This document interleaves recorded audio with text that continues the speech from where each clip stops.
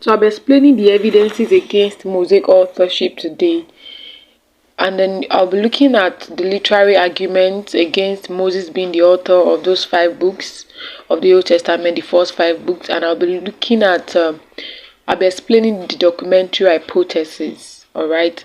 So the documentary hypothesis is also another evidence to prove that Moses is not the author of the first 5 books of the Old Testament, also called the Pentateuch. So that's what this class will be all about. I want you to get your jotting notes, your pen, and let me take you through this lesson. So the first evidence we'll be looking at is the literary argument. Under literary argument, we'll be looking at the variation in names. Alright, when you check the book of Genesis, we saw different names, as being ascribed to God. God was referred to as Elohim, he was also referred to as Yahweh, and there's an understanding that when an author writes, you can't give different names to a particular character. You get? So this shows that there's a tendency that someone wrote Genesis chapter 1 and another person wrote Genesis chapter 2. So that's to prove that Moses cannot be the author because of the different names that were given to God. So looking at variation in names, it is argued that one author would not use different names for place, people, and God. If you also check, the Mount Horeb was also referred to as another mount in the Bible. We heard of Mount Horeb. We also heard of Moses going to another mountain. So it was also recorded that the only mountain is there's another mountain rather called Sinai, and it's actually the same mountain. So the fact that we have different names for same place for God, an author will not do that.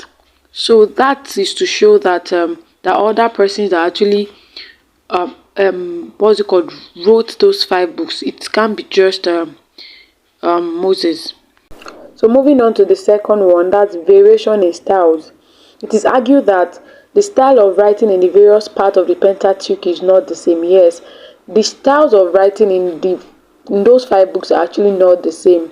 We have different styles of writing. We have the narrative style, where you just narrate story. We have the poetic style. When you look at Deuteronomy 32, the fourth verse says, "Give ear, O heavens, and I will speak, and hear, O earth, the words of my mouth." This is poetic in nature. This isn't narrative style. But when you look at Genesis, it talks about how God created heaven and earth. It's actually describing to us what happened at that time. But the particular verse I read in Deuteronomy now wasn't narrating. It's more like a poetic form of writing. So, it's just like reading a book, and then the author wrote it's a drama, right? And then you bought a book that is a drama, and then there's another part there that's like a poetic in nature. You'll be wondering, no, like most times a author tend to stick to a particular genre of literature. They will always want to write on drama, and then we have poets, you get. So this is to show that Moses cannot be the author of these 5 books, because of the different writing styles that we found in the 5 books. I hope that is very clear. So the next one is repeated stories. We have repetition of stories in the Pentateuch, right? We can talk about the creation of the world. We have 2 creation stories in the very beginning of the text of Genesis, and that shows that you repeating stories, it's very unlikely for an author to repeat stories. So it's possible that maybe different set of people, put the books together. Do you get what I'm trying to say? Like, okay, maybe somebody wrote Genesis 1, another person wrote Genesis 2, and that's why we have repeated story of the creation of the world. Then we also have the story of how Jacob's name was changed. So we have several repeats throughout the text, and that's one evidence to show that Moses can be the author, because he can be. There's no way we'll repeat stories. I mean, to what end? Another example of repeated stories, we realize that the 10 commandments are repeated in Exodus 20 and Deuteronomy 5. You get, that's another example. So I mean, you already talk about Ten Commandments in Exodus 20. Why do you have to talk about it again in Deuteronomy 5? So that might be an evidence to show that, okay, probably someone else wrote Exodus while another person wrote Deuteronomy. You get. So let's move to the next one. Another evidence that we can use to show that Moses is not the author of the Pentateuch is the contradictions and or inconsistency in the story. I will still use the account of creation story. The account is said not to be consistent.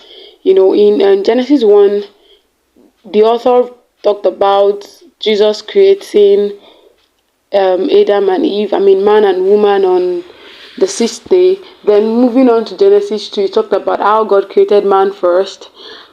Then he made man to sleep and then remove woman from the ribs. The story is not consistent at all. It's just like you saying in let's say that we are reading a novel and then in the chapter 1 they talked about two characters, and then in chapter 2 they are talking about those characters in another way. You'll be confused at what's going on in the mind of this author. So that's another proof to show that a singular person couldn't have written two different creation stories. You get. So critics argue that the story of the creation of man is contradicting, and there's inconsistency in that creation story. So that's another thing to prove. Okay. So I said for the evidences to show that Moses is not the author, argument against Mosaic authorship, we have the literary argument, things that we can see from the book itself, from the Pentateuch itself. Then we have the documentary hypothesis. So these documentary hypothesis, is excuse me, is the explanation that we can give to the inconsistencies that we have in those 5 books, right? So the Pentateuch is assumed to be a book gotten from redaction, that is an edited version of several different books. So what they're trying to say is that Moses is not the author of the old books. It's possible that Moses wrote a part of it, but we are saying that different authors actually wrote those books, then they now edited them together. They edited them and compiled them together. So that's what the documentary hypothesis is all about. So the idea that Moses did not write the Pentateuch actually has been around for more than a millennium. However, until the mid-17th century, the vast majority of people still maintained that Moses was its author. It was in the mid-16th that the Dutch philosopher Benedict Spinoza began to seriously question this widely held belief. He began to question how possible it is for Moses to have written those 5 books, and that actually led to argument. And we have different scholars coming together, to sort out that issue, to argue it out, and find a solution to it. Okay. So talking about the scholars, we have French physician Jean Astruc. He developed the original documentary hypothesis in 1753, and it went through many different alterations until Karl Graf revised the initial hypothesis in the mid-19th century. Julius Well-Austin then restated Graf's documentary hypothesis and brought it to light in European and American scholarly cycles. It thus has become known to many as the Graf-Well-Austin hypothesis. So if you are writing Jupeb, they can ask you that what other name can be given to documentary hypothesis. It's also called the Graf-Well-Austin hypothesis. So what it means is that it's just like somebody coming up with an hypothesis. Okay, I remember then in school, they taught us in biology that to test for starch, you put iodine in yam or something like that. So somebody can come up with an hypothesis that okay, when you pour iodine in yam, it turns to blue-black. That's this thing. That's to test for starch. Other persons can also carry out that same research and come out with that. So, and then another thing is that a research can be you can improve on it like that. So that's the same thing that happens to this hypothesis. Jean Astruc came up with the hypothesis and other scholars also worked on it. So let me explain what the scholars came up with, right? The scholars teach that the Pentateuch was compiled from 4 original source documents designated as J, E, D, and P. These 4 documents supposedly were written at different times by different authors and eventually were compiled into the Pentateuch by an editor. So let me explain to you in a simple manner. So this is what they are saying. They are saying that this Pentateuch that we've been talking about, the first 5 books of Moses, were actually written by different authors. So now it is an hypothesis because they are actually not sure about who the authors are. So they have to give the document an hypothetical name. So this is what they are saying. Let's assume that you want to write a textbook on let's say biology, right? And then you now compile different textbooks together. I remember in secondary school then we had this textbook that we used, we have comprehensive biology, we have modern biology, we have essential biology. So now let's say that you want to do a compilation of these 3 books. These books were written by different authors. Now let's assume that you don't know the name of those authors. So you can say that essential biology, let's say because you don't know the name of the author, you decide to say, okay, I'm going to use it at E document, then the comprehensive biology will be C document, and then the modern biology be M document. So that's what they did here. They realized that there are different stories in those 5 books. So, and then they now figured out that there are some documents that actually contain those stories, right? So they gave those documents a hypothetical name. You get?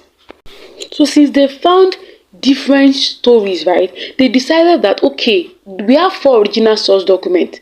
Let's call this document J, E, D, and P. Now, these 4 documents were written at different times by different authors. So, which means the stories that we found in the Bible that we're saying, oh, this one is not consistent, were written by different people.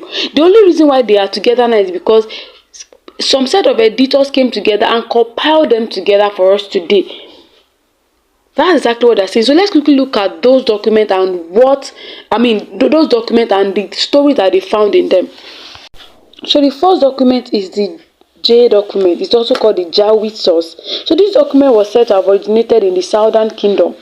That's where they found it, and it can be this document was said to characterized by its use of the divine name Yahweh. So that's where they got the name of the document from. Okay, God was referred to as Yahweh in this book. So let's just call it the J source. That's the Yahweh source. You get? So it is the oldest source, and the narrative the story that could be found from that particular document. Most of the stories in Genesis were found in this document. Half of Exodus, then some of Numbers. The stories we found in Numbers were found in this document. And also in this particular document, the only mountain was called Sinai.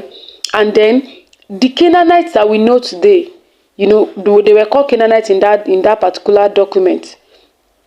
So there are also some other stories. Like I said, Adam and Eve story was found there. The account of the 10 plagues was also found in the J source. So the second document is the Elohist source, also called the E document. So this E document actually emphasizes more on prophecy.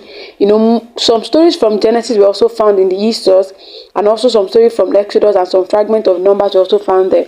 Like I mentioned that there's a mountain that was talked about in the Pentateuch. It was called Sinai and it was called Horeb. In the E source, this mountain was actually called Horeb.